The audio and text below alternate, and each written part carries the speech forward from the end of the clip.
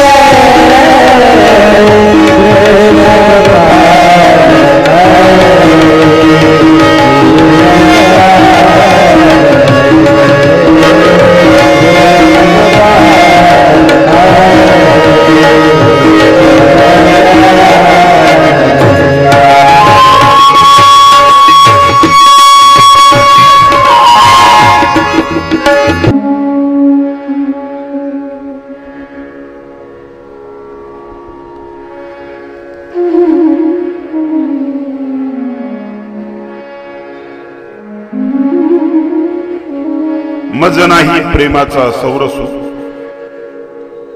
वरी अज्ञानाचा डोळेला सू तेवी केवी आतुडे सोसू ते या निरूपणाचा. खर तर मी ते अनिर्वचनीय अनिर्वाच्य विषयाचं वर्णन करू शकत नाही. प्रेमाचाही माझ्याकडे अभाव आहे आणि डोळे लासू म्हणजे भ्रांत आहे मी. एक अज्ञानाचं पट्टल माझ्या डोळ्यावर आलेलं आहे, तरी मी त्या भगवंताचं वर्णन करतो. याचं कारण असं की पूर्णतेने आखरे एके एवढी संसार वागूर चुके. त्याच्या संपूर्ण जीवनाचं चिंतन केल्यानंतर तर संसाराची वागूर जे बंधन आहे हे बंधन तर तुटतच.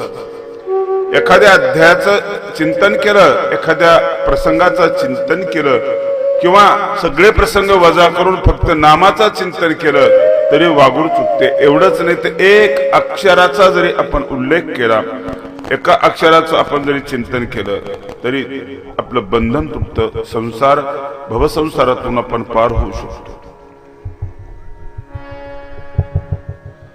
असं भगवान श्रीकृष्णाच्या प्रती प्रेम व्यक्त करत असताना भास्कर भट्टाने या ठिकाणी वर्णन केलेलं आहे.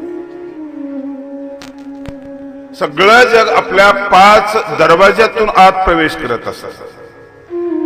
डोळ्यातून, कानातून, नाकातून, स्पर्शातून आणि रसनेतून. चांगलाही प्रवेश करतं, वाईटही प्रवेश करतं. एखादं दृश्य बघत असताना ते चांगलंही असतं, वाईटही असतं. ऐकत असताना चांगलंही असतं, वाईटही असतं. ऐकूनही माणूस बिघडतो, ऐकूनही माणूस सुधारतो. पाहुणे बिघडणारे माणसं आहेत आणि पाहून सुधारणारे माणसं आहेत. वाचून बिघडणारे आहेत, वाचून चांगली होणारी माणसं आहेत. 5 इंद्रियांच्या माध्यमातून हे इंद्रिय 5 विषयांचं सेवन करत असतात. नाकाचा विषय वेगळा, कानाचा वेगळा, डोळ्याचा वेगळा. म्हणून संपूर्ण जग तुमच्यामध्ये प्रविष्ट करत असतं. मग एखादा विषय जर चांगला जर असेल तर त्याचं चिंतन करत असताना त्याचा संचार नकळत तुमच्या अंतःकरणामध्ये होतो. छत्रपती शिवाजी महाराजांना राजमाता जिजाऊ असं काही खाद्य द्यायचे, भौतिक खाद्य द्यायचे, बौद्धिक, की ज्या खाद्याच्या बळावर त्यांची नजर तयार झाली, त्यांचं बसणं, त्यांचं उठणं, त्यांची विचार करण्याची शक्ती, त्यांची निर्णय क्षमता ही संपूर्ण तयार झाली. मनुष्य घडवत असताना तो कशा पद्धतीने घडवायचा याचा एक आदर्श नमुना आपल्या महाराष्ट्रामध्ये छत्रपती शिवाजी महाराज आपल्या डोळ्यासमोर दिसतात.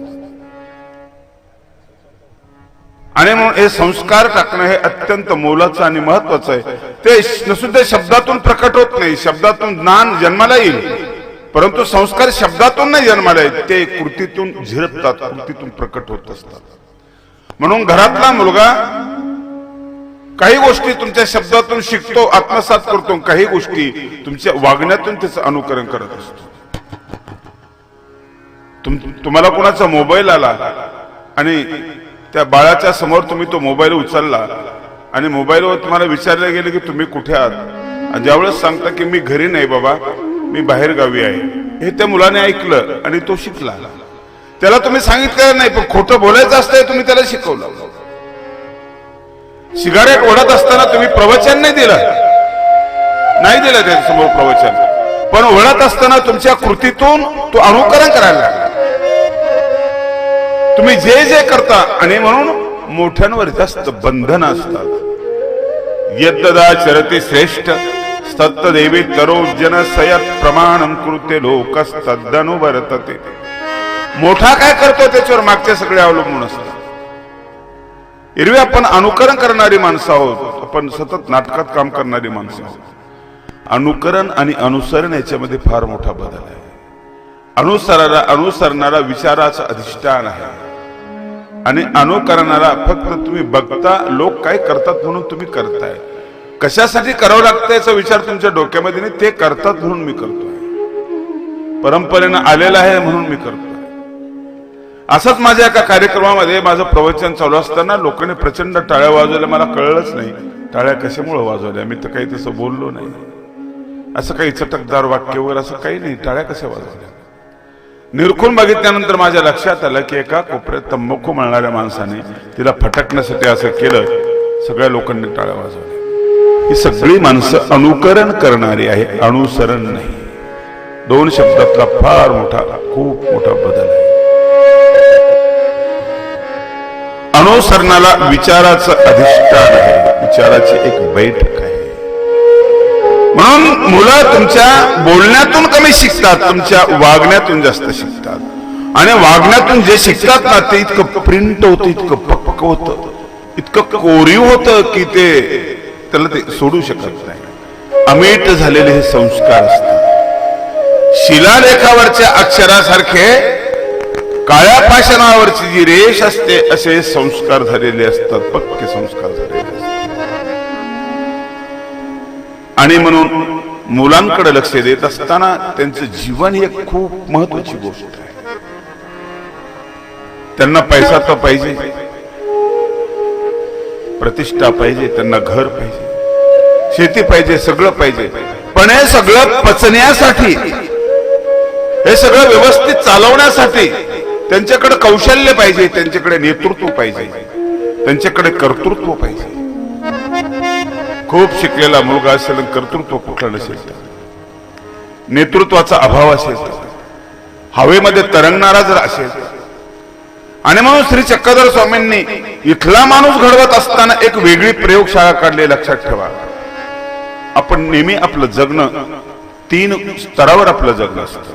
एक तर आपण आभाळाशी स्पर्धा करणारी असतो, मोठं, आणखी मोठं, आणखी उंच, आणखी उंच. स्वाभाविक आहे ते, प्रत्येकाच्या मनामध्ये असतं. अनेक वैतागुण, आणखी खाली, आणखी खाली, नको नको, आणखी खाली. वरचा आभाळा भिडलेला असतो आणि खालचा रसा तळाला गेलेला असतो. एक न्यूनगंडाने मेलेला असतो, एक अहमगंडाने मेलेला असतो. 2च माणसं आहेत. 2 गटामध्ये याचं विभाजन केलेलं आहे. अहंकाराने तरंगणारा एक माणूस आहे आकाशात, न्यूनगंडाने रसा तळाला गेलेला माणूस आहे. त्याच्याकडे प्रतिभा आहे, सगळं सगळं आहे, पण न्यूनगंड आहे, मी लहान आहे, मी गरीब आहे, मी अमुक आहे, मी तमुक आहे.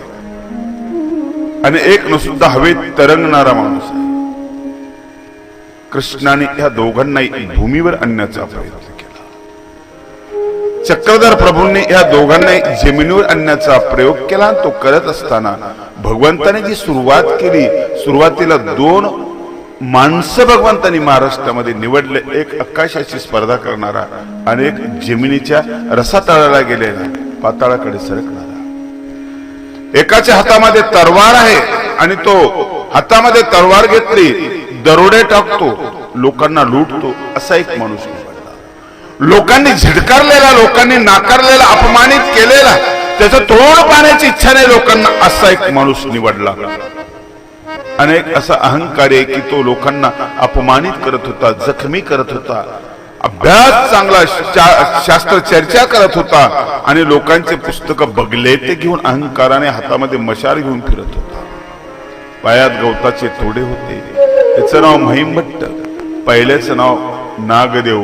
2 माणसं. दोन स्वामींनी आम्हाला हे समजावून सांगायचं आहे, हे बघा, माणूस तयार होऊ शकतो, माणसाचा तिरस्कार करू नका.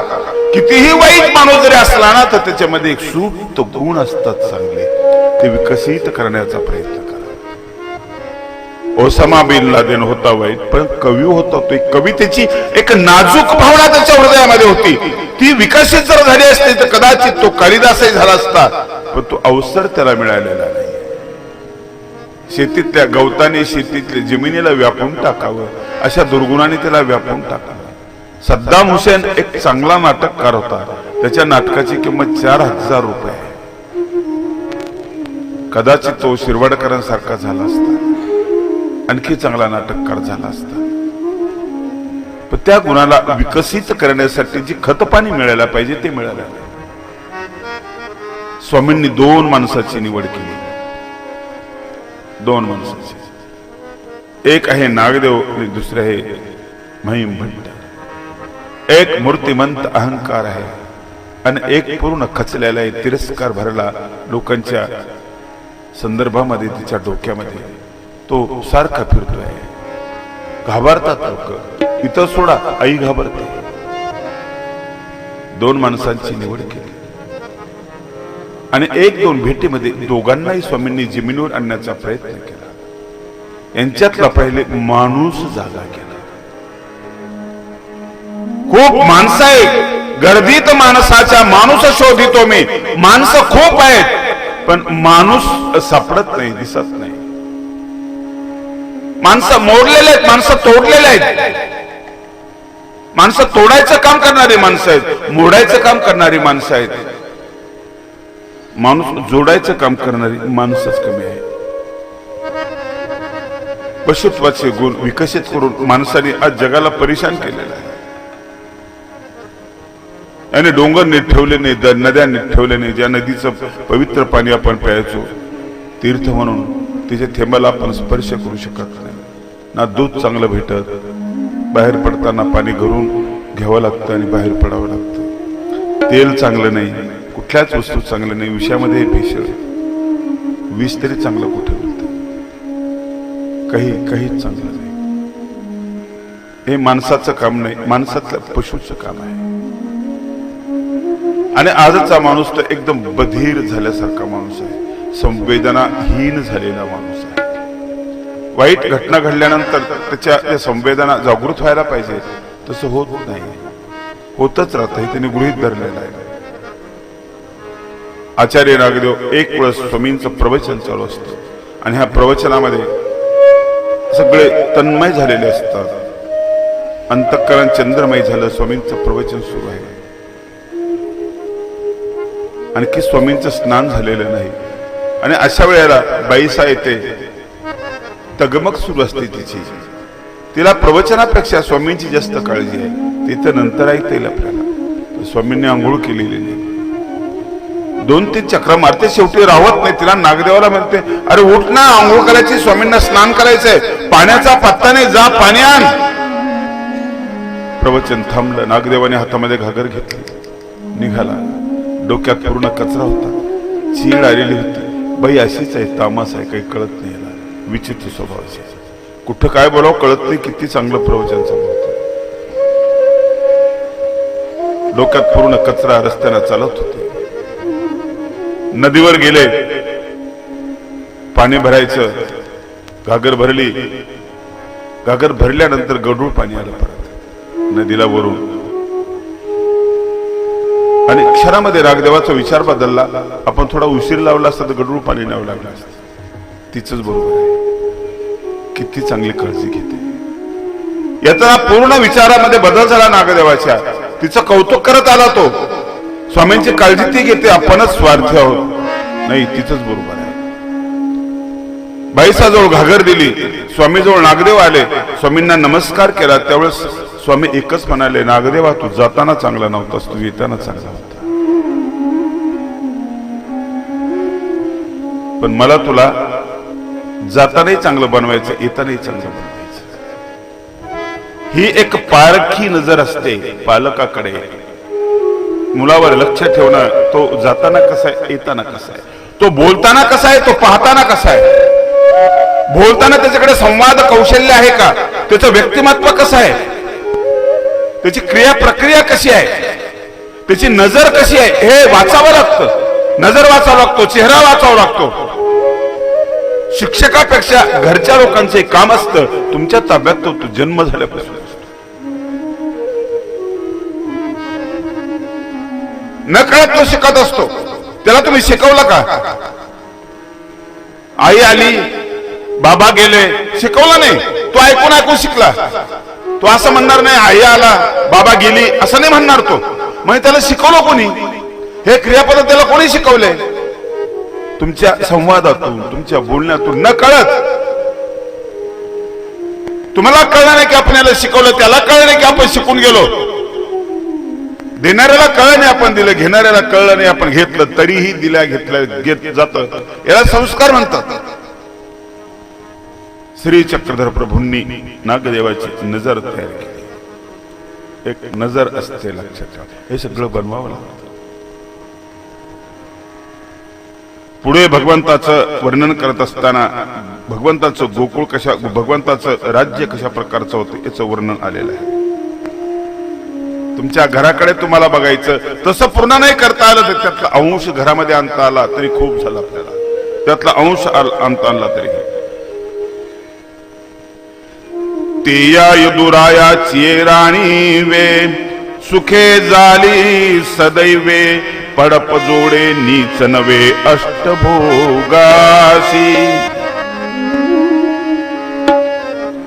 तै मुक्तीशी सौभाग्य आले, ब्रह्मविद्ये दैव उदयले, चांग मगन वाढविले शांतीचे पै.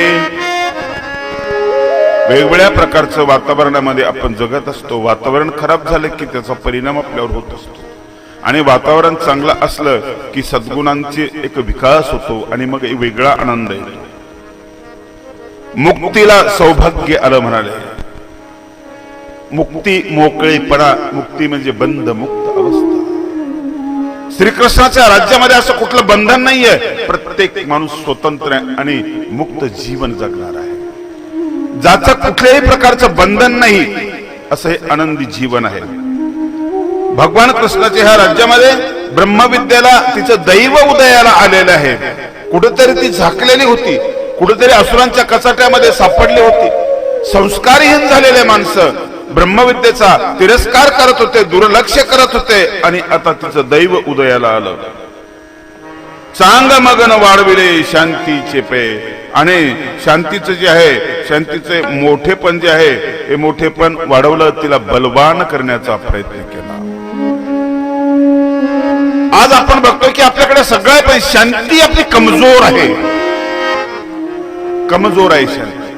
कुठल्याही माणसाचा हात पहा तुम्ही, ज्योतिषी नसेल पण म्हणा मी ज्योतिषी आहे, आणि त्याला सांगा की तू टेन्शन मध्ये आहे, त्याला ते नक्कीच पटणार. कारण प्रत्येक माणूस टेन्शन मध्ये. सगळं तर तुम्हाला पाहिजे पण शांती नसेल. आणि असा कुठला देश आहे की त्याला शांती नको? सगळ्या देशांना शांतीची गरज आहे. सगळ्या धर्माला शांतीची गरज आहे, सगळ्या पंथाला शांतीची गरज आहे. धर्म आणि पंथ यातला भेद लक्षात ठेवा. पंथ म्हणजे एक रस्ता धर्माने घालून दिलेला.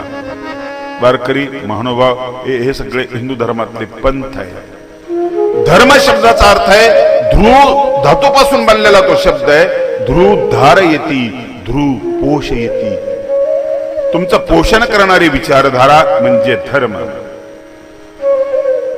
तुमची शोषण करणारी विचारधारा म्हणजे अधर्म.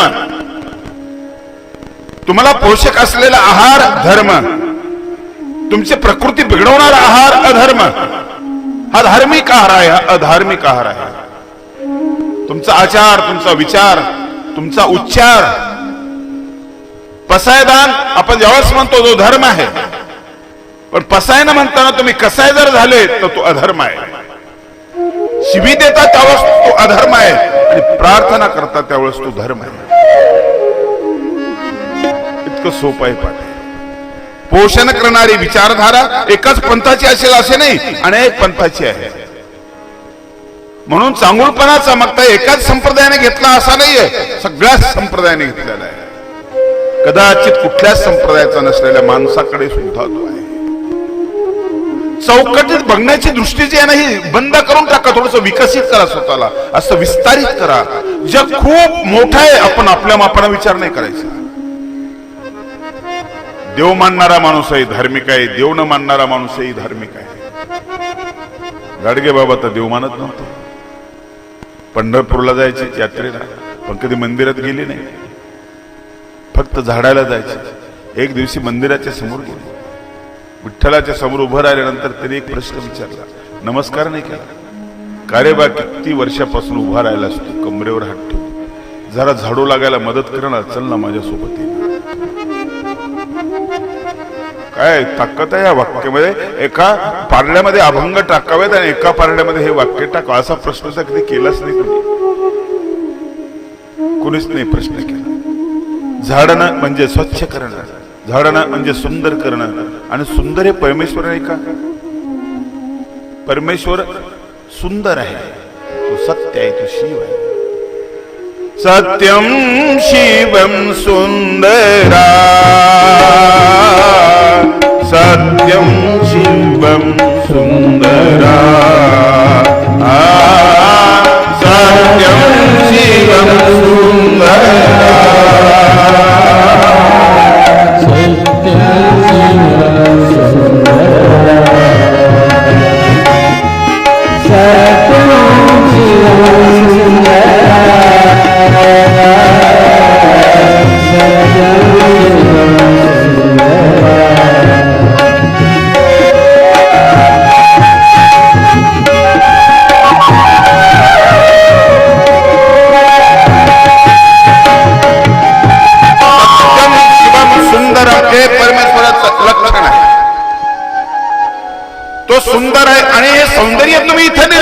असाल तर तो धर्म नाही. पारायण चालतं, सप्ताह चालू आहे, कार्यक्रम चालू आहे, सगळं चालू आहे, असा विधी चालू आहे, सगळं आजूबाजूला घाण जर असेल तर त्याला धर्म कसं म्हणणार? ते पोषक कसं होईल? सोपे. धर्म धारण करणे, धर्म पोषण करणारी वृत्ती, अधर्म शोषण करणारी वृत्ती. आणि म्हणून हा भाव धर्मात नसलेल्या माणसामध्ये जर असेल तर तो धर्म आहे. धर्म विशिष्ट प्रदेशाशी निगडीत नाही, विशिष्ट गटाशी निगडीत नाही, ती एक भावना आहे. चांगुलपणाला कुठला संप्रदाय, कुठला काय? कल्पना करे की एक बाई आहे, झोपडपट्टीमध्ये राहते, ती बाळांत झालेली आहे, गोधडी आहे, मोडकी खाट आहे, झाली बाळांत, सगळी गैरसोय आहे, पण बाळ झालं तिला. अनेक मोठ्या बंगल्यामध्ये बाई आहे, सगळ्या व्यवस्था आहे, सगळ्या सुविधा आहे, तिलाही बाळ झालं, घर वेगळं आहे, सगळं वेगळं आहे, पण वात्सल्य, आईची ममता झोपडीतली आणि बंगल्यातली सारखीच आहे की नाही? काय फरक आहे त्याच्यामध्ये? ममतेला कुठं जात असते का? ममतेला कुठला पंथ असतो का? ममतेला कुठला प्रदेश असतो का? आणि ते वात्सल्य तो आईचा धर्म आहे. वात्सल्य आईचा धर्म आहे. आणि ज्यावेळेस तो संपलेला असतो आणि मग ती वैरिणी बनते, मग तो अधर्म आहे. तो अधर्म आहे. भगवान कृष्णाच्या राज्यामधले वातावरण कशा प्रकारचं आहे याचं या ठिकाणी वर्णन करतात. कसं धार्मिक वातावरण आहे त्या ठिकाणचं. विवेका तराय झाले प्रबोधा दसा उदैली, नवल जिनी झाली वैराग्यासी. हे मूल्य आहेत, समाजामधले मूल्य आहेत. आणि या मूल्यांचा जेव्हा ह्रास होतो ना, त्यावेळेस समाज संपत चाललेला असतो, अधर्म वाढलेला असतो. शांती जसं तुमचं मूल्य आहे, तुम्हाला शांतीची गरज आहे. तुम्ही अशांत आणि बेचैन असाल, तुमचं झोपणं हराम होईल, तुमचं जेवण हराम होईल. आणि म्हणून शांती हे मूल्य आहे, तुमचं जीवन मूल्य आहे. असं वैराग्य जीवन मूल्य आहे तुमचं. त्यागाचा भाव त्याच्यामध्ये असणं महत्वाचं आहे, अलिप्तता असणं महत्वाचं आहे. हे जीवन मूल्य. हे जीवन मूल्य भगवान कृष्णाच्या राज्यामध्ये कशा प्रकारचे आहेत? विवेका तराय झाली. विवेक म्हणजे विचारशक्ती, तराय झाली म्हणजे समर्थ झाली. विचारशक्ती समर्थ जर नसेल तर विचार चुकतात आपले, खूप विचार चुकतात. आणि म्हणून विचारशक्ती समर्थ पाहिजे. साहित्य सोनियाचे खाणी, उघडवी देशीयचे छवणी, विवेक वल्लीचे लावणी होऊ देई सैंग. आणि म्हणून मुलांमधला जो विचार आहे तो परिपक्व करणं महत्वाचं आहे. अधिक लांब पाहण्याची शक्ती, त्याची निर्णय क्षमता. असं का तसं नाही, कुठले तरी एक ठाम अशा प्रकारची भूमिका. म्हणून ते विवेक जे आहे ना, तिथले तराय झाले, समर्थ झालेले. विचार शक्ती, विचार परिपक्व झालेला आहे. विचाराची दृढता झालेली आहे, आचाराची परिपक्वता झालेली आहे, योग्यता झालेली आहे. अशा प्रकारचं प्रबोध दशा उदयली. प्रबोधाची जी दशा आहे ना, म्हणजे तारुण्य, ती उदयली. जाणते माणसं निर्माण झाले. जाणते माणसं निर्माण असले तर चुका होत नाहीत. चुका त्यांच्याकडून होतात, अज्ञानाकडून चुका होत असतात. जाणत्या माणसाकडून चुका होत नाही. चुका जास्त व्हायला लागली की त्रास होतो आपल्याला. आणि चुकात होत नसल्या तर कुठलंही काम करत असताना मग आपल्याला आनंद मिळतो. अशी माणसं त्या ठिकाणी निर्माण झालेली आहे. नवल जिनी झाली वैराग्याची. वैराग्याला जिनी म्हणजे जिवंतपणा निर्माण झालेला आहे. कुठंतरी ते असं क्षीण बनलेलं होतं आणि त्याला एक जिवंतपणा निर्माण झाला. तो मुळामध्ये कृष्णामध्येच आहे. कृष्णच मुळामध्ये त्यागी आहे. सगळे सद्गुण भगवान कृष्णामध्ये आहे. कंसाला मारलं, कंसाचं राज्य भगवान कृष्णाने त्याच्या वडिलाला देऊन टाकलं, उग्रसेनाला. तुमच्या हातामध्ये एखादी खुर्ची आल्यानंतर ते सोडणं होत नाही आपल्याकडून, नाही सोडणं होत. ती सोडण्यासाठी तुमच्याच मध्ये जो भाव असायला पाहिजे ना, तो वैराग्याचा भाव. वैराग्याचा भाव असला की ते सुटून जाते. 12व्या वर्षी वयाच्या कृष्णाने कंसाला मारलं. मथुरेचं राज्य तर खरं त्याचं झालं, तो राजा होता आता, परंतु तो राजाने झाला. केलं राजा ज्यांनी बापाला बंदीखान्यात टाकलं होतं त्याला राजा बनवलं. कृष्णाने नरकासुराला मारलं, त्याचं राज्य कृष्णाच्या ताब्यात आलं, राजाने झाला तो, त्याच्या मुलाला राज्य दिलं. कृष्णाने भीमाकडून जरासंघाला मारलं, राज्य ताब्यामध्ये आलं, राजाने झाला कृष्ण, जरासंघाच्या मुलाला राज्य दिलं. मग करता पुरुष जर असा असेल तर वैराग्य जिने नाही तर काय होणार? वैराग्य जिवंत होणार नाही तर कसं? ते विकसित होणार नाही तर कसं?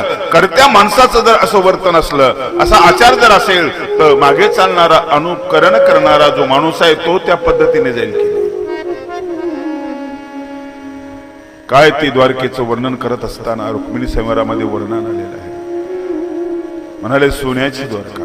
सुदेव जेवढाच द्वारकेकडे येत असतो, द्वारकेकडे आल्यानंतर तो द्वारकेची ते सोन्याचे कळस बघतो, तिथले उद्याना बघतो, तिथले बगीचे तो बघत असतो, तिथले माणसं बघतो, त्यांची वेशभूषा, त्यांचं बोलणं, त्यांचं संवाद कौशल्य, हे सगळं बघतो. पुणे खूप चांगलं वाटतं असं तुम्ही म्हणता, काश्मीर चांगलं वाटतं असं तुम्ही म्हणता. तिथली संस्कृती चांगली आहे, तिथली प्रकृती चांगली आहे, तिथला व्यवहार चांगला आहे आणि म्हणून आपण त्याला चांगलं म्हणतो. अशीच ती द्वारका त्या काळामध्ये. आणि म्हणून तो रस्त्याने येत असताना असा विचार करतो की ही द्वारका कशी आहे, किती लख प्रकाश पडला या द्वारकेचा, किती लख प्रकाश पडला. द्वारकेचं तेज कसं आहे, आभाळातली वीज सुद्धा कडकड नाही हुडते, तिच्या दातावर दात आपटतात, घाबरलेली ती, तिला एक कंप झालेला आहे. कशामुळे? द्वारकेचं वैभव बघितल्यानंतर. कशी आहे द्वारका? अथांग असलेला समुद्र. त्याने ज्यावेळेस द्वारका बघितले त्यावेळेस तोही मागे सरला. देवाचे दादुलेपणाचा उबारा, न साहेच सप्तसागरा, भेन ओसरोनी राजभारा दिदली द्वारावती. अशा तऱ्हेचे ते वैभव संपन्न असलेलं भगवान कृष्णाचं राज्य. तपासी बीक चढले अध्यात्म चांग पदाशी आले, भांडवल जोडले उपनिषदांशी. वेदाला ऊर्जित अवस्था प्राप्त झाली. खूप वर्णने काय काय बदल झालेला आहे.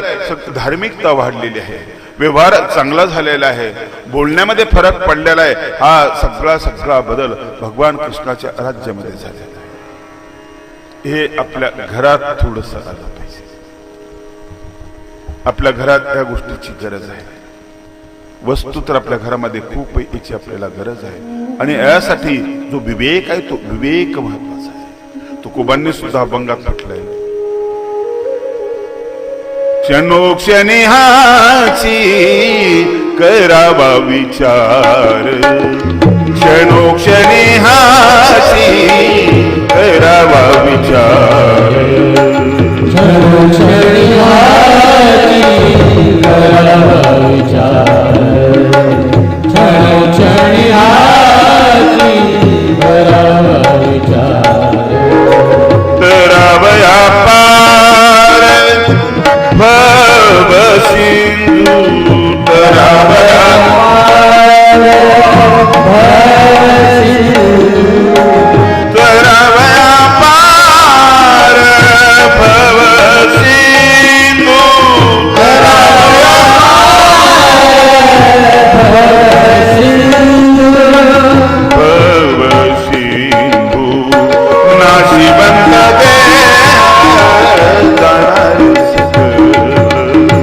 नाशिवंत जाणार सखल, नाशिवंत जाणार सखल. करावया सिंधू, करावया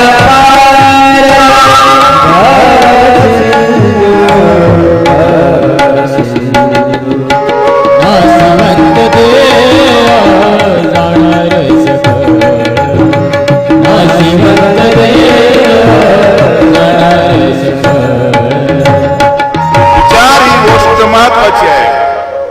विवेक हा महत्वाचा भाग आहे.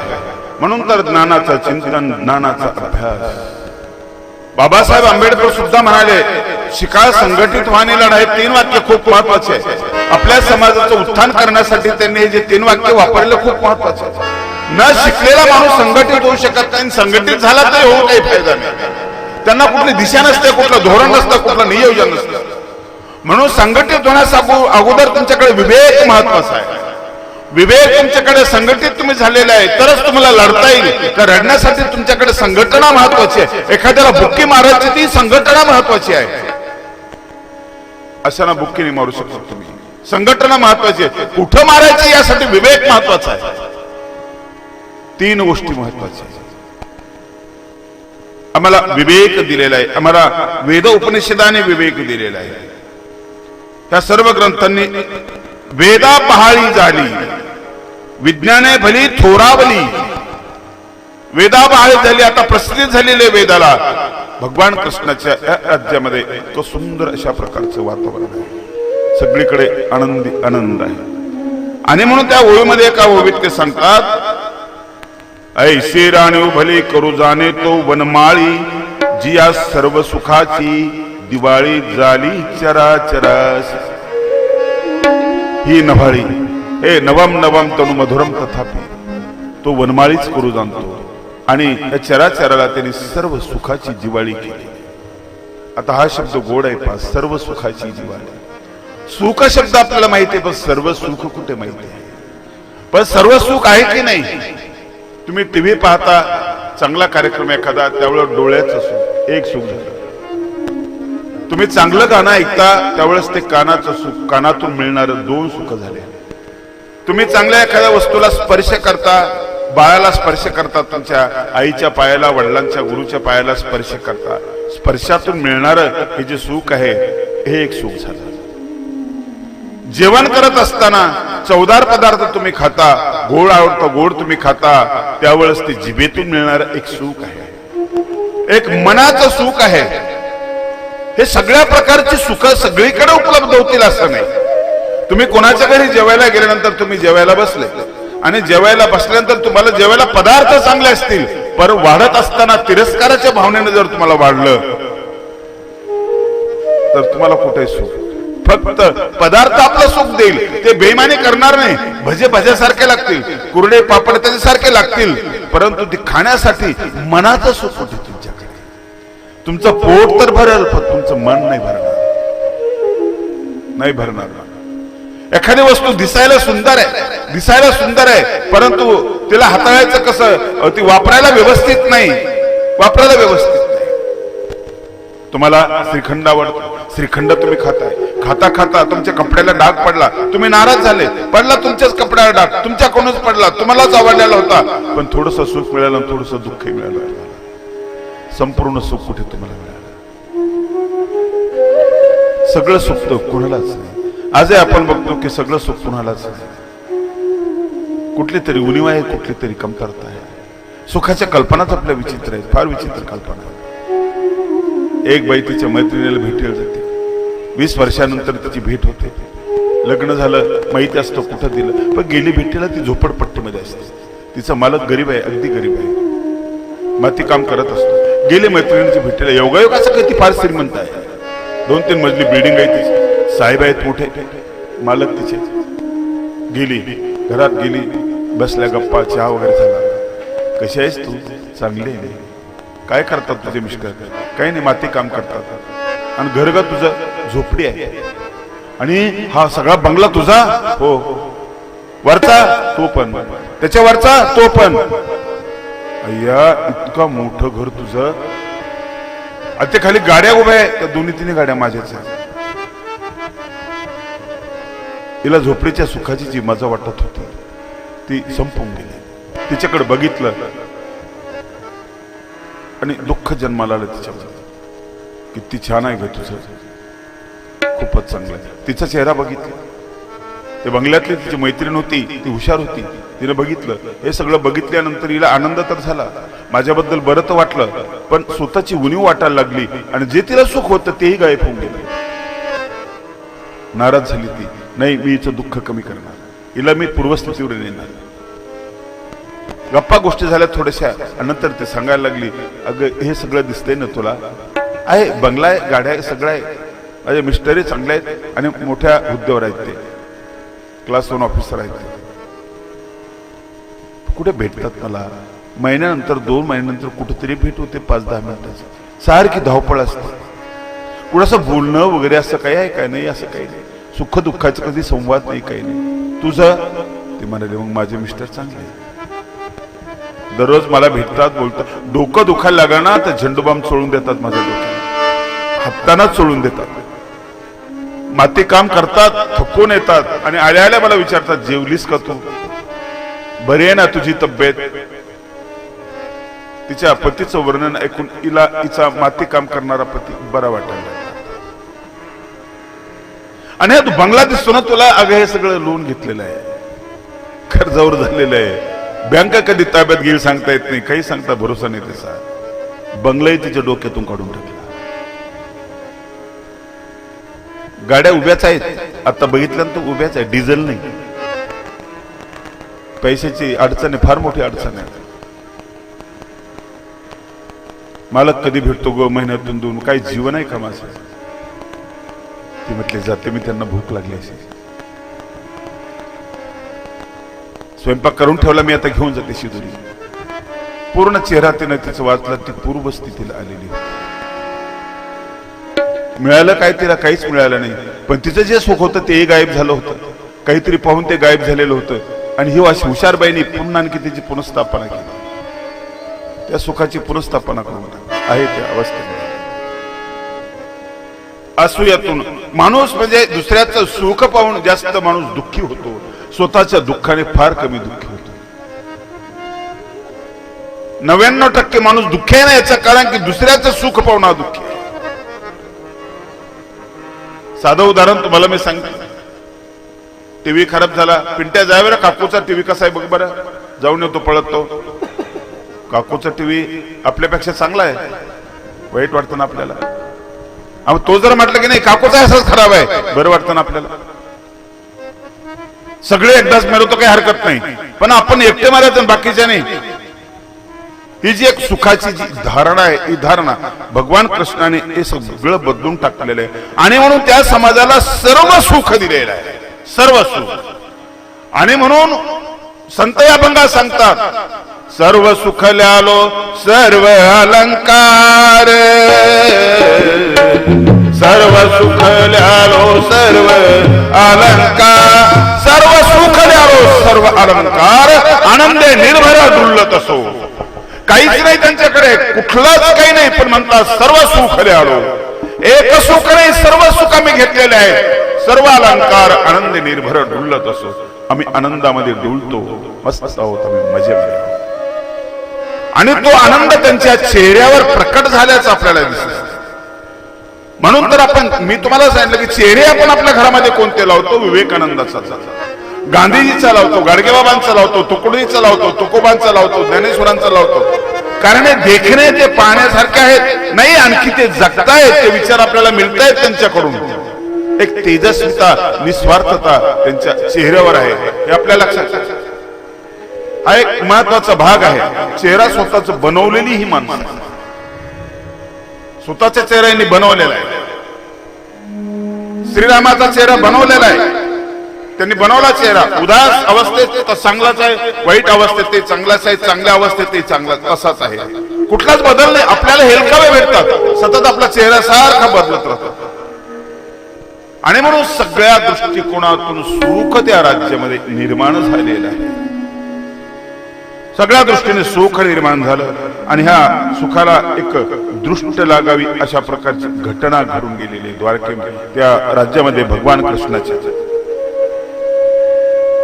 लहान लहान मुलं आहेत आणि ह्या मुलांनी काय केलं यादवांची हे मुलं यादवांची सेना तिला नारायणी सेना म्हणायची ही नारायणी सेना आपल्या बाजून आली पाहिजे असं दुर्योधनाला सुद्धा वाटत होतं आणि दुर्योधन भगवान श्रीकृष्णाला निमंत्रण देण्यासाठी गेला युद्धासाठी अर्जुनही गेला अर्जुन अगोदर गेलेला होता भगवंत झोपलेले होते आणि अर्जुन गेला आणि पायथ्याला बसला नंतर दुर्योधन गेला आणि तो डोक्या उशाजवळ बसला डोक्याच्या बाजूने बसला नम्रता पायथ्याला बसत असते हा संस्काराचा भाग आहे अहंकार डोक्यावर बसत असतो हा कुसंस्काराचा भाग आहे भगवंत उठले आणि उठल्यानंतर प्रथम अर्जुनाकडे बघितलं अरे कधी आलास तू? तो म्हटलं मी आत्ता आलो. युवराज पण आले मागे आहेत तुमच्या. मागे वळून बघितलं. ओ हो युवराज दुर्योधन. हो मी पण आलो. दोघं त्याच मागणीसाठी आले होते, युद्धासाठी मदत पाहिजे. भगवंताने त्यातून तोडगा काढला की तुम्ही माझ्या अगोदर आल्या, याच्या अगोदर आले असले तर पहिल्यांदा माझी नजर जी गेलेली आहे ती अर्जुनावर गेलेली आहे. भगवंताची जी कृपा आहे ना ती नम्रतेवर पहिल्यांदा पडत असते, अहंकारावर नाही. अर्जुना बघ, मी दोन ठिकाणी विभागला जाईल. एका बाजूने माझं सैन्य असेल, दुसऱ्या बाजूने मी असेल. सैन्य सशस्त्र असेल, ते लढाई करेल. मी लढाई करणार नाही, मी हातामध्ये शस्त्र धरणार नाही. फक्त गोष्टी सांगेन मी, युक्तीच्या काही गोष्टी सांगेन. तुला काय निवडायचंय बघ. तू माझी निवड करतोस की ही नारायणी सेनेची निवड करतोस? दुर्योधन मोठा चिंतेत पडला. यांनी जर ती सेना जर निवडली ती किती वाईट व्हायचं. एकट्या कृष्णाला आपल्या बाजूला घेऊन करायचं काय? साठायच्या याला गोष्टी सांगाल बघ. तिथं गप्पा मारायची जागा आहे की ती मारामारीची जागेली? तर सैन्य चांगलं आहे, याला एकट्याला काय करायचं? काय म्हणतो कोणास ठाऊक दुर्योधन. तो चिंता करत बसला. अर्जुनाने पटकन निवड केली. भगवंत मला तू हवायस, नको हातामध्ये शस्त्र, फक्त तुझा आडोसा मला पाहिजे. दुर्योधन खुश झाला. म्हटलं इडी अवलाद पहिलेपासून अशीच फसत गेली, दूतामध्ये फसली, कुठंच फसत गेली, नाही सुचणार. खुश झालेला दुर्योधन गेला, भीष्माला भेटला. भीष्म पितामहाला नमस्कार केला. पितामह कृष्णाकडे जाऊन आलो. कृष्णाचं एका बाजूला कृष्ण, एका बाजूला नारायणी सेना आहे, आणि नारायणी सेना आपल्या बाजून आहे, आणि एकटा कृष्ण अर्जुनाच्या बाजून आहे. कृष्ण म्हणाला मी हातामध्ये शस्त्र धरणार नाही, फक्त 2-4 गोष्टी सांगेन मी, 2-4 युक्तीच्या गोष्टी सांगेन. दुर्योधनाला नाही कळलं, भीष्माला कळलं. भीष्म म्हटलं बेटा शस्त्र परवडलं असतं रे, त्याच्या गोष्टी फार खतरनाक आहे. त्याच्या गोष्टीला खूप धार आहे, शस्त्रापेक्षाही धारदार त्या गोष्टी. अशी ही नारायण सेना, असं हे यादवांचं हा परिवार सगळा. आणि यादवांचा हा परिवार, आणि या परिवारातली जी मुलं आहेत ना, तरुण मुलं, आत्ताच कुठं तरुण दशेमध्ये प्रवेश केलेली ही मुलं जंगलामध्ये जातात. ऋषी लोक तपश्चर्या करायला बसलेले आहेत. तिथं जातात, त्यांना चेष्टा करण्याची लहर येते. एकाला स्त्रीचा वेश देतात. सांबाला स्त्रीचा वेश दिल्यानंतर त्याच्या पोटाला काठवत बांधतात, लाकडी काठवत, वरून साडी नेसलेली असते. ती गरोदर स्त्री, गरोदर मुलगी आहे असं नाटक करतात, आणि काही मुलं सोबत जातात. बसलेल्या ऋषींना ते विचारतात, आम्ही भविष्य पाहण्यासाठी आलो, ह्या मुलीला काय होणार आहे? चेष्टा करत असताना कुणाची करावी, मर्यादा कशी सांभाळावी, हे त्या मुलांना कळलेलं नाही. आणि मग त्या मुलांनी ज्यावेळेस त्या ऋषीला विचारलं, ऋषीच्या सहज लक्षात आलं की माझी चेष्टा करतायत, माझ्या ज्ञानाची, माझ्या सामर्थ्याची, माझं बल हे अजमावतायत. माझ्या सामर्थ्याची चेष्टा म्हणजे, सामर्थ्याची चेष्टा कुणाला सहन होत नाही. सामर्थ्याला डिवचलेलं कुणाला नाही सहन, नाही सहन. माणूस मरणपत करतो, पण सामर्थ्याला कमी होऊ देत नाही, सामर्थ्याला अपमानित होऊ देत नाही. भगवंताने अर्जुनाची नस तिथंच तर पकडली होती, तिथंच पकडली. निंदन्तस्तव सामर्थ्यम ततो दुःखतरं लुकिम. अर्जुना तू युद्ध नाही करायचं म्हणतो, परंतु जेव्हा तू पळून जाशील ना इथून, लोक तुझी नाही तुझ्या सामर्थ्याची निंदा करशील, त्यावेळेस तू ती सहन नाही करू शकत. जबरदस्त नस पकडीन इथं अर्जुन तयारच झाला. तुमचे असंच होतं कधी, तुमचं नाव काय, गाव काय असं म्हटल्यानंतर तुमचा अहंकार जागा होतो. एखाद्या चांगल्या गायकाला सांगा की तुझा आवाज भकास आहे, नाही सहन होणार. चित्रकाराला सांगा, उत्कृष्ट चित्रकार काढणारा, तुझी रंगसंगती चुकलेली आहे, नाही सहन होणार त्याला. चिंकी रांगोळ्या काढतील, तुम्ही जर नाव ठेवलं तर तिला नाही आवडत. पिंट्यानं काढलेलं चित्र जर तुम्ही फाडलं, नाव जर ठेवलं तर पिंट्याला नाही आवडत. बाईने स्वयंपाक केला तर चांगला आहे म्हणावंच लागतं, म्हणावंच लागतं. नसला तरी म्हणावं लागतं, कारण ती तिच्या सामर्थ्याची पूजा आहे. पूजा आहे सामर्थ्याची. माझे लहानपणचे मित्र आहेत, गेलो घरी. गेल्यानंतर लग्न झालं त्याचं मला माहिती नव्हतं, बरेच दिवसाची गोष्ट. गेल्यानंतर बसलो, चहा वगैरे आला. अरे बंडू बंडू इकडे. म्हटलं अरे नोकर ठेवलास तू? म्हणे नाही. हा बंडू कोण? म्हणे मीच. तुझं नाव तर गणपती, तू बंडू कसं झाला? त्याचं काय म्हणे, माझी बायको मला बंडू म्हणत असते. तुझी बायको तुला बंडू म्हणते? हो. तरी मला नाही कळलं. म्हटलं की तुझी बायको आणि तुला बंडू का म्हणते? ते म्हणे त्याचं कसं आहे म्हणे, ती इंग्रजीची प्राध्यापिका असल्यामुळे मला ती बंडू म्हणते. म्हटलं तर आणखी अवघड झालं, इंग्रजीचा प्राध्यापकाचा तुला बंडू म्हणण्याचं काय? अरे तो आधाराचा भाग आहे, इथं आपली भारतीय संस्कृती नाही म्हणे, ती इंग्रजी शिकवते ना, त्यामुळे ती बंडू म्हणते. म्हणलं जाऊ दे, शिकवते बंडू. पण बंडू का म्हणते? ते म्हणे इंग्रजीमध्ये हजबंड म्हणतात नवऱ्याला, तिने हज काढून टाकला, बंडाला उकार दिला डूला, आणि मला बंडू म्हणत. जाऊ दे. जेवायला बसलो, स्वयंपाक इतका बेचव स्वयंपाक, एवढा आळणी, त्याला काहीच बरोबर टाकलेलं नाही. आणि जेवायला बसलो, जेवण वगैरे झाल्यानंतर बैठकीत बसलो. मला विचारतो स्वयंपाक कसा झाला? म्हणजे काही लाज वाटते का तुला? तिला काही शिकवत नाही तू? अरे बेचव स्वयंपाक, तू बोलत का नाही? तो म्हणे तुम्ही बोलू शकतो, मला जायचंय आणि मला इथं राहायचंय, मला नाही बोलते. म्हणावं लागतं की नाही तुम्हाला चहा छान झाला, स्वयंपाक चांगला झाला. म्हणजे काय करावं लागतं? सामर्थ्याची पूजा करावी लागते तुम्हाला. आपण सामर्थ्याचे उपासक आहोत, म्हणून जिथं जिथं ते दिसाय तिथे तिथं आपण कौतुक करतो, पूजा करतो. सचिनने षटकार मारला, काय तुमचा त्याचा संबंध आहे? पण कौतुक करता तुम्ही. तो कुठे तुम्ही भेट नाही, ओळख नाही तुमची, काहीच नाही. ही सामर्थ्याची जात ओलांडून, जात पात ओलांडून तुम्ही ती पूजा करता. बिस्मिल्ला खायची नाही, तुमचं नातं नाही, गोतं नाही, काय तो मुस्लिम माणूस आहे, तुम्हाला काय नाही. त्या सुराचा सन्मान आहे, त्या कलेचा सन्मान आहे. म्हणून इथं जगातल्या सगळ्यात प्रांतातल्या लोकांमधल्या चांगुलपणाचं तुम्ही कौतुक करताना याचं नाव आहे धर्म. याचं नाव धर्म. असा हा धर्म. सामर्थ्याची पूजा करणं वेगळी गोष्ट आहे, संतुष्ट होतो माणूस. पण सामर्थ्याची निंदा आणि चेष्टा करायला गेलेली ही मुलं आहेत. ऋषी महाराज सांगा ना काय होणार या मुलाला, या मुलीला काय होणार? संतप्त आला असेल ना ऋषीला. तपसाधना करणारा माणूस, तपस्वी माणूस, ज्ञानार्जन केलेला माणूस, एवढे कष्ट घेतलेला माणूस. आणि एका सामान्य मुलांनी असू दे, कृष्णाच्या परिवारातले का असत नाही, पण त्यांनी चेष्टा करावी. क्रोध अनावर झाला त्या ऋषीचा, आणि ऋषींनी त्यांना शाप देऊन टाकला, जा याच्या पोटी जे होईल ना ते तुमच्या कुळाचा नाश करा. संपूर्ण कुळाचा. लक्षात नाही आलं ह्या वात्रट पोरांच्या, नाही लक्षात. एक धुंद असते.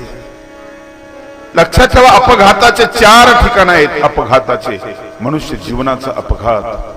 यौवनम, धनसंपत्ती, प्रभुत्वम, अविवेकता, एकैकमप्यनर्थाय किमु यत्र चतुष्टयम. 4 ठिकाण आहेत. एक आहे तुमचं तारुण्य, यौवन, तुमचं तारुण्य. काही कारण नसताना तुमचा अपघात, तुमची बदनामी, तुमच्या जीवनाचा विनाश याच्यामध्ये लपलेला आहे. नाही सांभाळलं तर, विवेक नसेल तर. तरुणपणामुळे खूप जीवनात अपघात होतात. दुसरं एक कारण धनसंपत्ती, प्रचंड पैसा तुमच्याकडे, तुम्ही म्हाताऱ्यात तरुण नाही तरी तुमच्याकडून चूक होऊ शकते. पैशाचा एक मद आहे धनाचा, तुम्ही चूक करू शकता. तिसरं कारण आहे तुमचं प्रभुत्व. पैसा नाही तुमच्याकडे, तुम्ही तरुण नाही, काहीच नाही तुमच्याकडे, तुम्ही झोपडीमध्ये असता, परंतु तुमचा प्रभाव आहे. समाज तुमचं ऐकतो, तुमच्या पाठीमागे समाज आहे. काही नसताना अण्णा हजारेंच्या पाठीमागे समाज आहे, असा तुमच्या पाठीमागे समाज आहे, प्रभाव. पण जर चूक जर झाली तर अपघात घडू शकतो. चौथं कारण आहे अविवेक, अविचार. या 4 पैकी एक कुठलंही कारण जर असलं तर अपघात निश्चित आहे. 4 गोष्टीपासून आपल्या लेकरांना सांभाळणं महत्वाचं आहे, आणि हे सांभाळण्यासाठी त्यांना विवेक देणं महत्वाचं आहे. विवेक जर असेल तर सगळं सांभाळलं जातं. पैसा खर्च करण्याचा विवेक, त्याचा परिणाम दूरगामी काय परिणाम होतील हा सगळा विवेक. रोडवर प्रवास करत असताना जे काही मोटरसायकल अशा पळतात इतक्या जोरात असे काही कट मारतात, काही गरजच नाही, सरळ साधं जाता येतं, थोडस लेट होता येईल असे का पळते मोटरसायकल? हे तारुण्य आहे आणि विवेक कमी आहे. मोटरसायकलचं एक छोटस उदाहरण दिलं, सगळ्याच क्षेत्रामध्ये अशी गोष्ट आहे. मुलांकडून चूक तर झाली, तरुणपणा आणि अविवेकामुळे चूक झाली. शाप दिला, काही नाही वाटलं त्यांना. नारदाची भेट झाली नाही, नारदाला सगळं सांगितलं. नारद म्हटलं, अरे बाप किती वाईट झालं, फार वाईट, संपूर्ण गुणाचा विनाश. अरे तुम्ही सामर्थ्यासोबत खेळले, तुम्ही सामर्थ्याला दिवसला, तुम्ही संपणार, सगळे संपणार. भगवंताला ते समजलं आणि समजल्यानंतर भगवंताने ते मान्य केले. भगवंताने त्या गोष्टीचा स्वीकार केला. ऋषी लोकांचा सन्मान ठेवण्याच्या दृष्टिकोनातून,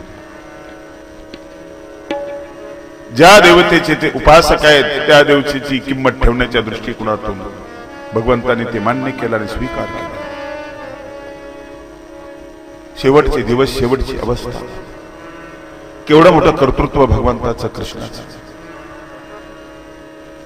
कसा आनंद निर्माण केलेला होता, सगळीकडे आनंदी आनंद होता, सगळे सुखी होते, मस्त मजेत होते. छोटीशी घटना घडली लहान मुलाकडून, त्या मुलांकडून ती घटना घडली, ऋषींनी शाप दिला, वातावरण पूर्ण वातावरण बदलून गेलं.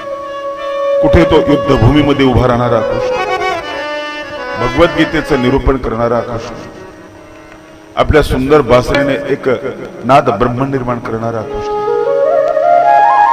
त्याच्या बोलण्यातून, त्याच्या फुंकर मधून, त्याच्या पाहण्यातून सगळीकडून आनंदाचा वर्षाव करणारा. आणि ज्यावेळेस ही घटना झाली, भगवंत उदासले. सगळ्यांना बोलवलं, सभा घेतल्याने सांगितलं की सगळे प्रभास क्षेत्राकडे जायचं, प्रभास क्षेत्राकडे. त्या पापाचं प्रायश्चित्त करायला पाहिजे आपण. घटना वाईट घडी आहे, त्या ऋषींची चेष्टा केली, याचं प्रायश्चित करायला पाहिजे. चला, सगळ्यांना प्रभास क्षेत्राकडे नेण्याचं भगवंतांनी सांगितलं. तिची काठवत आहे, ती नारदाने सांगितल्याप्रमाणे ती उघळून टाकली. काही ठेवू नका रे मुलांना, उघडून टाका. ती ज्या पाण्यामध्ये उघळली त्या पाण्यामध्ये लव्हाळी उगली आणि त्या लव्हाळीचे शस्त्र झाले. यादवांचे सगळे तरुण भ्रमिष्ठ झाले, विनाशकाले विपरीत बुद्धी, मद्यपान करायला लागले आणि आपसामध्ये लढाया सुरू झाल्या त्यांच्या. बलिराम त्यांना सोडवायला जातात, त्यावेळेस बलिरामावरती मारण्यासाठी धावले. कसं आहे जीवन बलिरामाचं, तुम्ही मालिकेमध्ये बघितलंय, रामायण याच्यामध्ये, महाभारतामध्ये बघितलेलं आहे, भागवतामध्ये बघितलेला आहे. तो प्रसंग बलिरामाच्या जीवनामध्ये शेवटी आलेला आहे. भगवंत उदास झाले, देवहार चौकीत जाऊन उद्धवाला सोबत घेतलं आणि उद्धवाच्या सोबत चर्चा करतायत आणि उद्धवाला हे सगळं गमक, हे सगळं रहस्य कळलेलं आहे. असं का करतोस रे देवा, भगवंत असं का करतोस? ते चार तोंडाचा कोण एक देव आला आणि तुझ्या कानात काहीतरी ते सांगून गेला. हो, ब्रह्मदेव आला आणि माझ्या कानात सांगितलं, माझ्या कानात सांगितलं, हे भगवंत, तुझी आयुष्य मर्यादा या ठिकाणची संपली, तुझा अवतार कार्य या ठिकाणचा संपलेला आहे, आता तुला चालायचंय. कुठला तरी निमित्त पाहिजे, ते एक निमित्त झालेलं आहे, कुठला तरी एक निमित्त पाहिजे.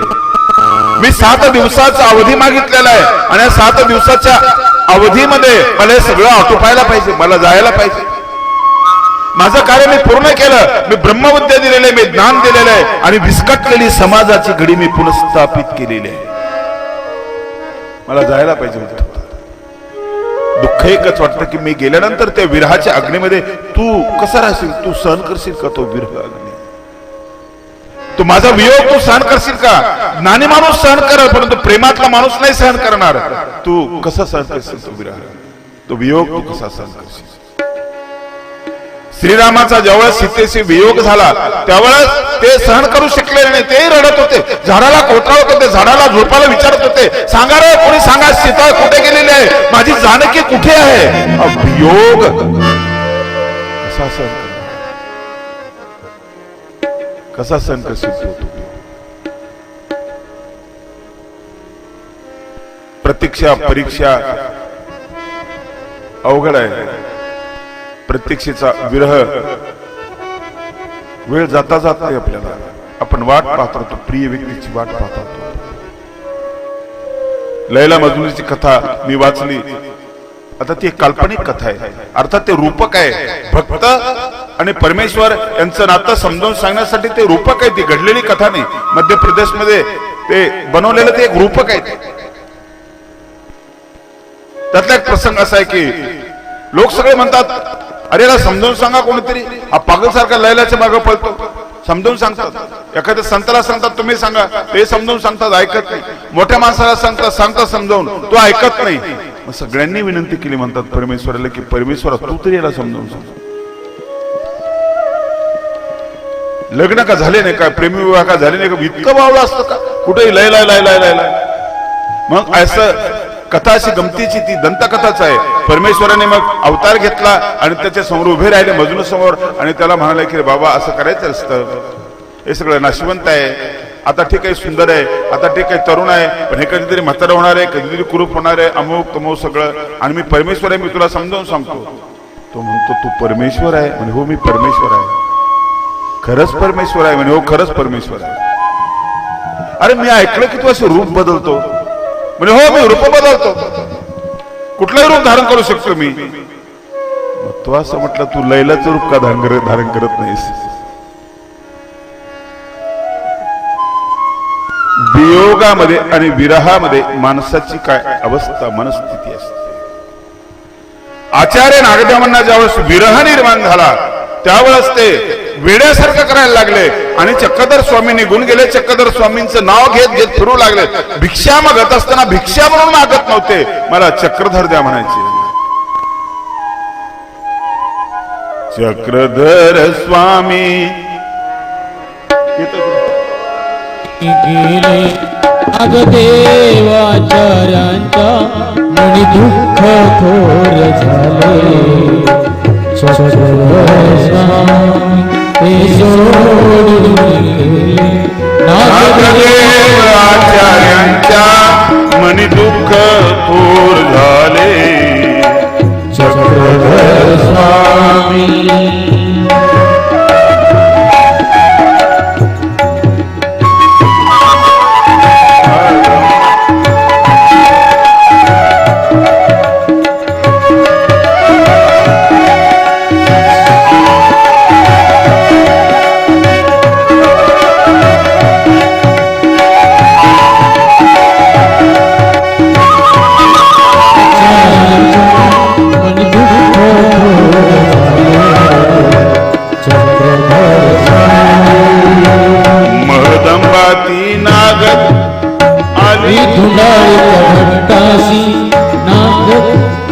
कोठे गेला विचारले तव श्री प्रभु सांगितल पुन्हा प्रभुने दिजला. सांगितल पुन्हा प्रभुने दिजला. मिली जाय म्हणे भान खेडियाला. मिल जाय भान खेडियाला. निघाली रुपाई अतिशीघ्रते.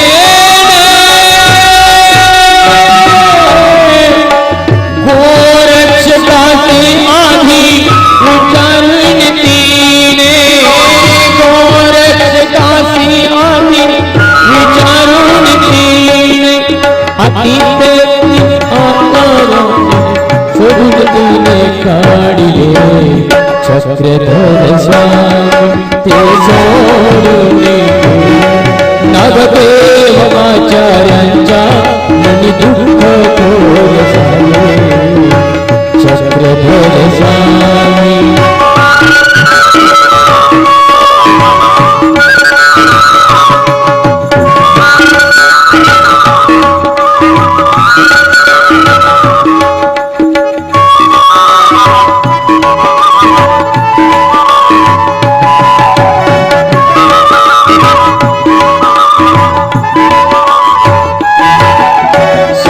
कधी आन येईना नाम त्यांचा. चक्रधर द्या म्हणून उरले भिक्षाविधी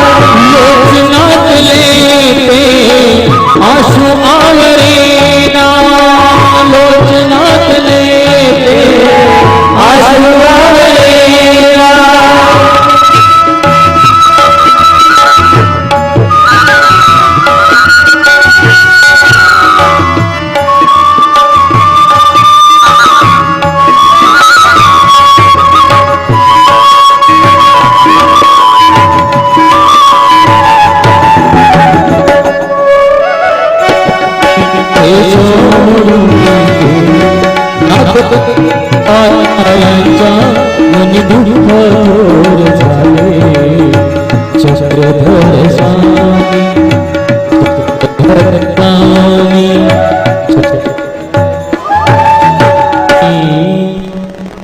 हा विरह भगवंताने ज्यावेळेस निजधामाला गमन करण्याचं उद्धव देवाला सांगितलं त्यावेळेस उद्धव देवावर जो आघात झाला तो भयंकर आघात झाला.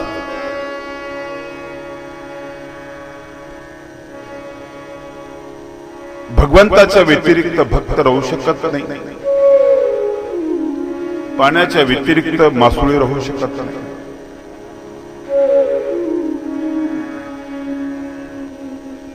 ज्याने आपलं जीवन घडवलेलं आहे, ज्याच्यामध्ये आपण भगवंत पाहतो, मार्गदर्शन करणारा आहे, प्रेम देणारा आहे, माझ्याशिवाय जेवण करत नाही तो, मी पानाचा विडा दिल्याशिवाय तो पान खात नाही,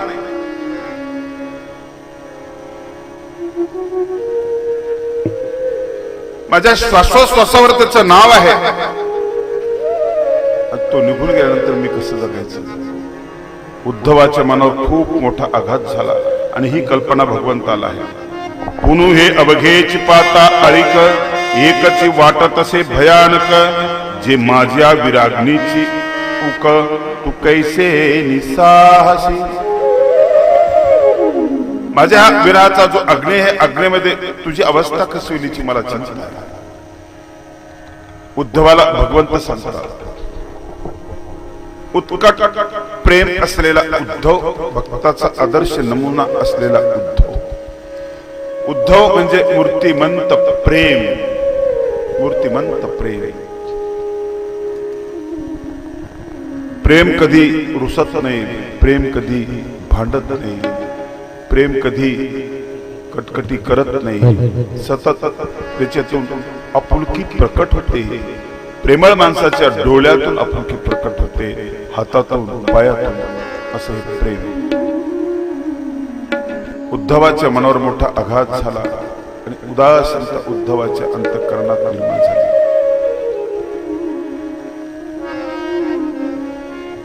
आणि मग उद्धवाने भगवंताला ते सांगायला सुरुवात केली की तू गेल्यानंतर काय होणार आहे माहिती आहे तुला, यशोदेची काय अवस्था होणार आहे माहिती आहे तुला, देवकीची वसुदेवाची काय अवस्था होणार आहे माहिती आहे तुला, तुझ्या भरोसावर जगणारी जी माणसं आहेत त्यांची काय अवस्था आहे माहिती आहे तुला.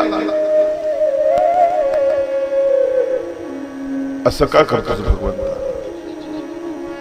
आणि मग भगवंताने उद्धवाला असन्निधान धर्म निरूपण केलेला आहे. असन्निधान धर्म म्हणजे माझ्या अनुपस्थित जगण्याची एक रीत, मी नसल्यानंतर जगण्याची पद्धती. पण मी नाही असं नाही ना, मी आहेच ना, मी आहे सूत्रामध्ये आहे, मी आहे श्लोकामध्ये आहे. कुठला माणूस गेलेला नाही. संत ज्ञानेश्वर ज्ञानेश्वरीमध्ये आहे, कालिदास त्याच्या काव्यग्रंथामध्ये आहे, कुठलाही लेखक त्याच्या काव्यग्रंथामध्ये असतो, त्याच्या कृतीमध्ये असतो. लेखक जरी नसला तरी कुठल्या तरी कृतीमध्ये लपलेला असतो आणि ती कृती आपल्याशी बोलत असते. रायगडाच्या पाषाणातून शब्द अजून येते, आम्ही सुंदर झालो असतो वदले छत्रपती. हे दगड बोलतात त्या माणसाला, दगड बोलतात माणसाला, त्या आठवणी बोलतात. शिवाजी महाराजांची तलवार इंग्लंडमध्ये आणखी भारतामध्ये आणायची आपल्याला कशासाठी आणायची.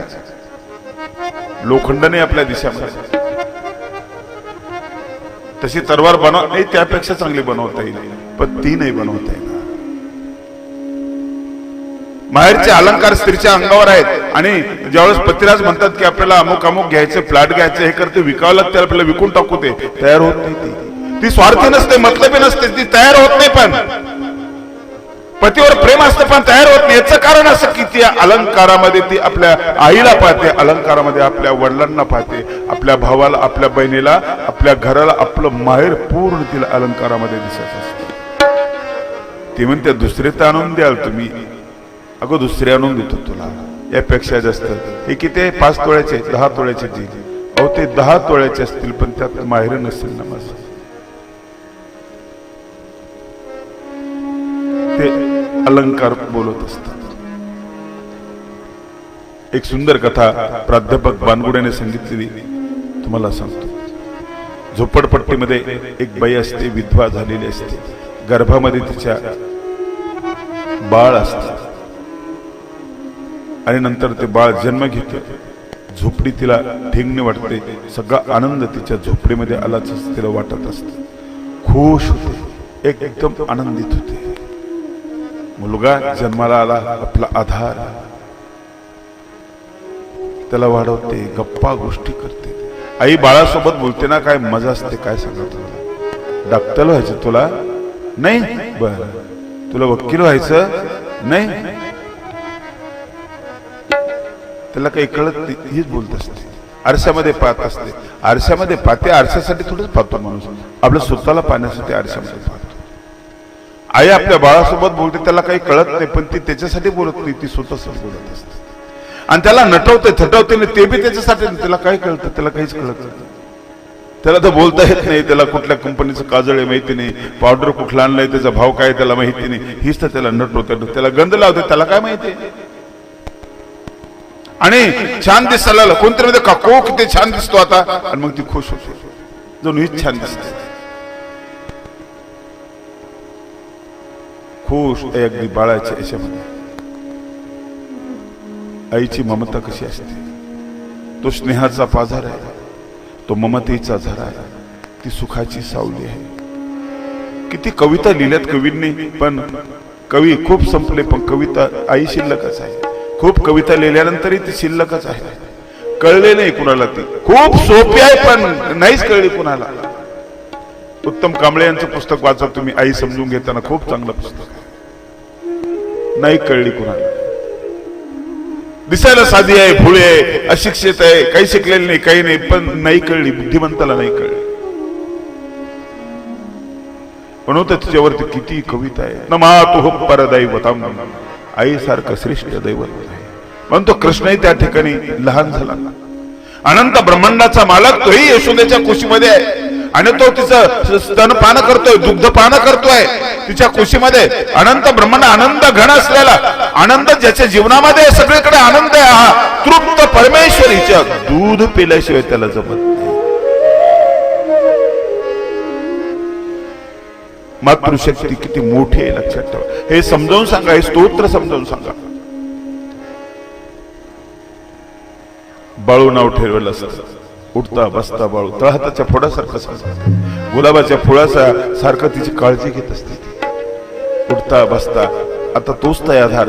बोलताना म्हणते तुझाच आधार आहे बेटा, मला दुसरं कोण आहे, तूच आहेस मला. मोठा होतो बाळू, शाळेमध्ये जायला लागतो, शिकवते त्याला, काबाड कष्ट करते, शेती काम करते, काबाड कष्ट करते, चिंध्या बांधलेल्या असतात, फाटलेल्या लुगड्याची गाठी मारते, पोटाला चिमटे घेते, त्याला शिकवते. पहिली, दुसरी, तिसरी,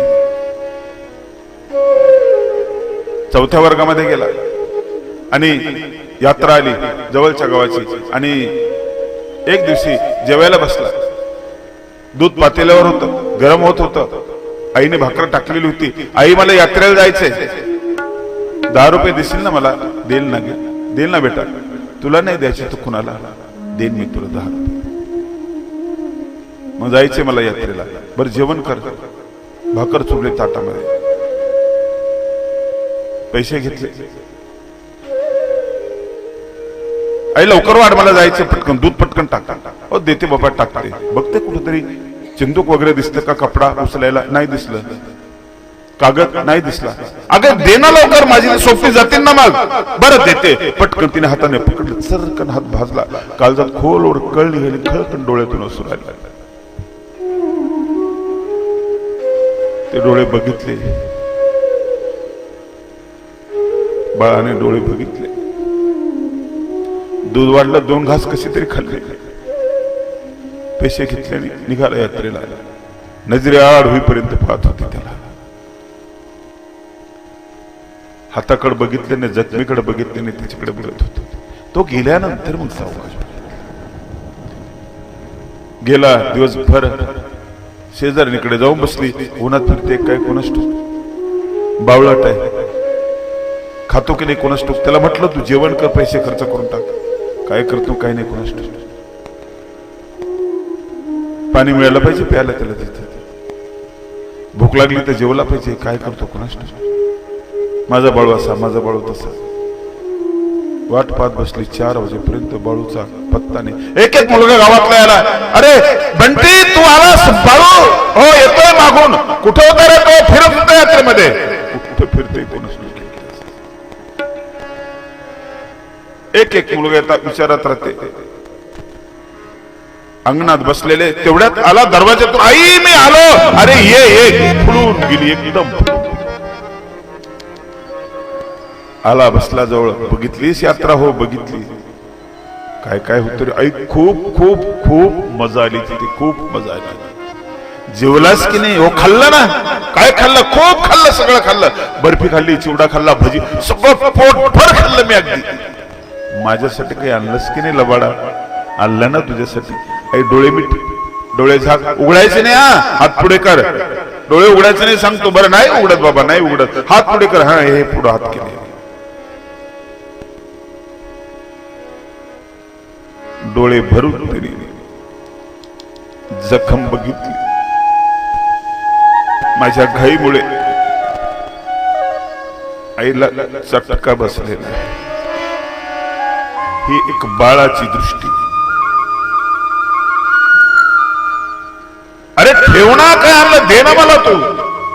त्यांनी ती हातावरती वस्तू ठेवली ना, त्या वस्तूचा स्पर्श झाला आणि आईच्या डोळ्यातून अश्रू वाहू लागले. हे दुःखाचे नाही, हे आनंदाचे अश्रू. डोळ्यानं न पाहता हाताने तिला ज्ञान झालं ती वस्तू काय आहे म्हणून. आणि त्या वस्तूचा अन्वय अर्थ तिच्या लक्षामध्ये आला की कशामुळे ही वस्तू आणलेली आहे. वस्तू आणणारं माझे बाळ कुठल्या विचाराचं आहे.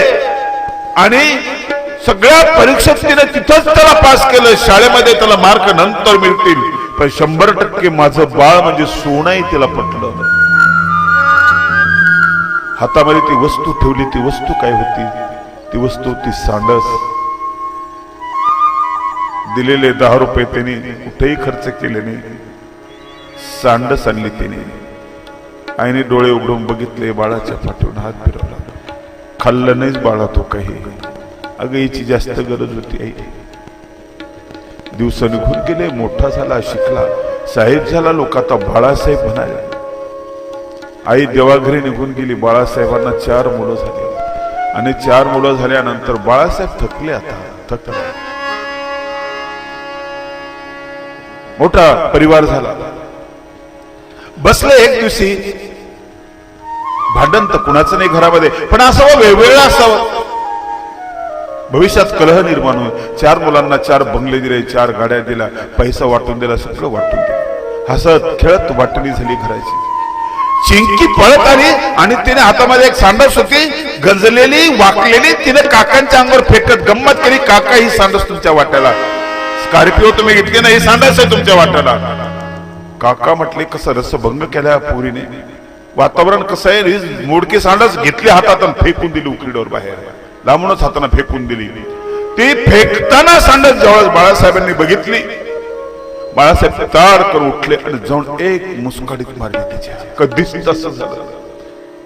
बाळासाहेब तर कधी उदास नाही दिसले. एक शब्दानं वाईट. आणि एकदम ही भूमिका एकदम आक्रमक, एकदम तोंडात मारली. क्षणात पश्चाताप झाला. चालत गेले. ते उकडीवरची सांडस सुरू झाली. आईचा फोटो टांगलेला होता. येऊन हात जोडले. आई क्षमा कर मला. पहिल्यांदा हात उगारला. बाळा तुला मी मारला ना, तू सांडस फेकली म्हणून. तुझ्या नजरेमध्ये ती सांडस आहे, तुझ्या नजरेमध्ये ती वाकलेली आहे, तुझ्या नजरेमध्ये ती गंजलेली सांडस आहे. पण तू सांडस फेकली त्यावेळेस मला माझी आई फेकल्यासारखं वाटलं. मला त्या सांडस मध्ये झोपडी दिसते, ती चूल दिसते, ते पातेलं दिसत, उतरलेलं दूध दिसत, आणि आईने पकडली तो प्रसंग मला दिसतो. आईच्या डोळ्यातून आलेले अश्रू मला दिसतात. मला नाही सहज झालं बेटा.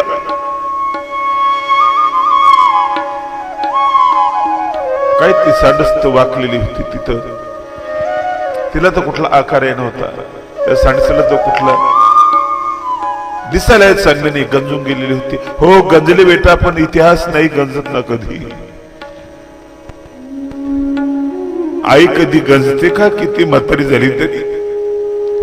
वडील कधी गंजतात? सोनं कधी गंजत?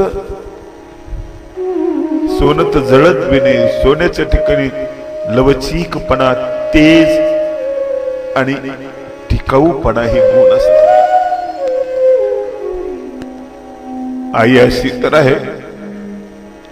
स्वामी तिन्ही जगाचा आई विना भिकारी. आत्ता कुठं एक विषय निघाला, सांडस फेकली म्हणून कळलं. त्या सांडसीची कल्पना नव्हती. पूर्ण इतिहास बाळासाहेबांनी रडत सांगितलं. आणि मग प्रत्येक जण म्हणायला लागला की मला गाडी नाही दिली तरी चालेल, मला ही सांडस पाहिजे. सचिनच्या बॅटची किंमत का बरं? गांधीजीच्या चष्म्याची किंमत का? ऐतिहासिक वस्तू लोक का मागतात? एक त्याला एक स्पर्श झालेला असतो, त्या स्पर्शाची ती किंमत आहे.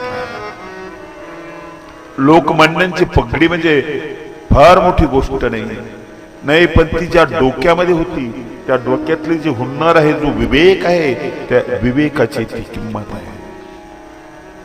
हा स्पर्श महत्वाचा आहे. आणि माझा सगळा आधार असा कृष्ण जेव्हा निघून जातोय,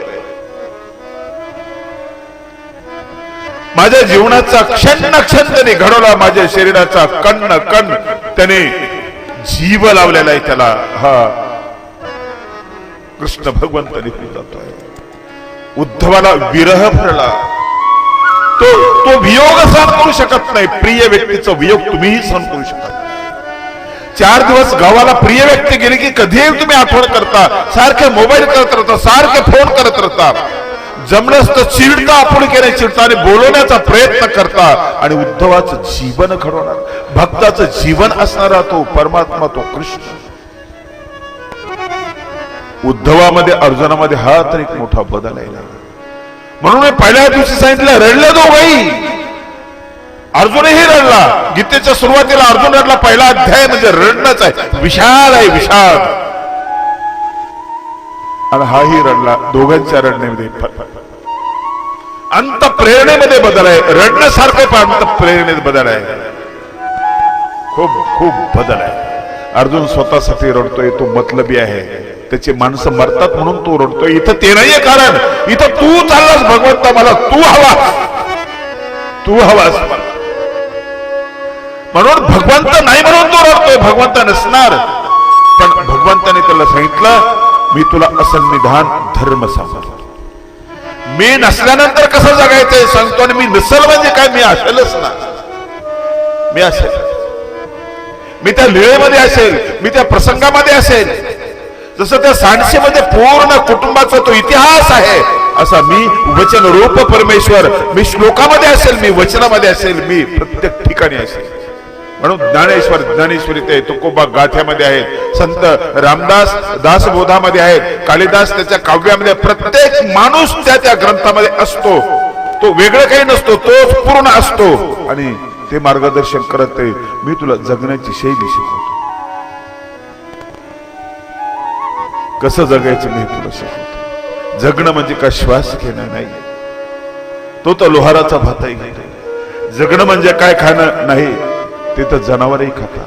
अरे जगणं म्हणजे काय घर बांधणं, खूप मोठा पुरुषार्थ केला, काही वाघ मारला नाही, ते तर पशु पक्षी करतात. तुझ्या अगोदर तर पक्ष्यांनी घर बांधलं, घर होतं तर तुझ्या अगोदर बांधला, तुला कळण्याच्या अगोदर तू उशिरा बांधायला लागलास. माणसा तू उशिरा गायन करायला लागला, अगोदर तर कोकिळेने सूर काढला. आजही तू गाणं कोकिळा म्हणून लता दिदींना म्हणतोस ना, अगोदर कोकिळा नंतर तू. आता तू आकाशात भरारी मारतो, अगोदर पक्ष्यांनी भरारी मारली. समुद्राच्या बुडाशी जातो, अगोदर मासोळ्या गेल्यात. असा नाही ना तू, असा तू नाही. तुझं एवढं जीवन, एवढंच ध्येय नाही तुझं. तुझं ध्येय आहे बंधनातून मुक्त होणे, आणि त्याची जीवनशैली आहे, त्याची आचारसंहिता आहे. असं नाही मुक्त होता येणार, त्याची आचारसंहिता. बंधन बाहेरून आहेत, बंधन आतून आहेत. सगळीकडून बंधनाने माणूस असा बांधलेला आहे. मी बंधनामध्ये आहे, आता मला उठायची इच्छा झाली तर उठू शकत नाही. तुमच्या बंधनात मी आहे. तुम्ही काय म्हणाल? तुम्हाला उठायचा विचार करावा लागतो की आपण ऐकतोय प्रवचन चालू आहे, उठलं तर कोणी काही म्हणाल का? आतून बांधलाय माणूस. सकाळी उठल्याबरोबर चहा पिण्याची इच्छा होते. बंधन आहे आतलं, ते तुम्हाला सरकू देत नाही कुठं. आतून बाहेरून त्रिविध बंधने बांधलेला हा माणूस आहे. याच्यातून मुक्त होण्यासाठी एक रीत आहे, एक पद्धत आहे, आणि ती पद्धत भगवंत अर्जुनाला उद्धवाला सांगताय. कसं जगायचं हे भगवंत त्या उद्धवाला या ठिकाणी सांगताय. जगण्याची पद्धती अत्यंत उत्तम अशा प्रकारची या ठिकाणी सांगतात. विरहाने व्याकुळ झालेला अर्जुन, विरहाने व्याकुळ झालेला उद्धव या ठिकाणी खचून तर गेलेला आहे, पण भगवंताला त्याची काळजी आहे. आणि मग भगवंत सांगतात की मी तुला माझ्यानंतर जगायचं कसं हे मी तुला सांगतो. हे प्रकरण उद्याच्या याच्यामध्ये आपलं येईल. सध्या खूप प्रवास झाला, कालचा रात्रभरचा प्रवास, पुण्याला प्रवचन केलं, तिथून दिवसभराचा प्रवास. खूप थकलो. कालही थोडा वेळ मी कमी दिला तुम्हाला, आजही थोडासा कमी करतो माझ्यासाठी, आणि मग उद्यापासून आपलं ठरल्याप्रमाणे सर्व हा कार्यक्रम. आरती